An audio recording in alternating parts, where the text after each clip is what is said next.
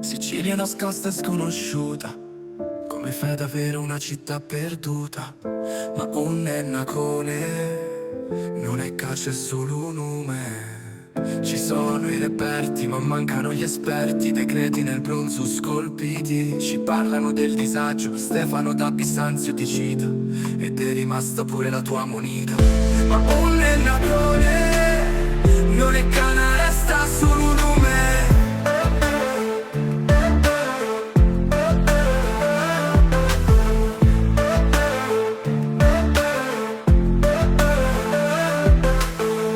Esiste pure una leggenda che giustamente di fantasia rammenta.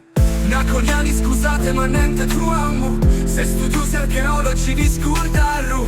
Dopo 20 secoli al massimo vi montuamo.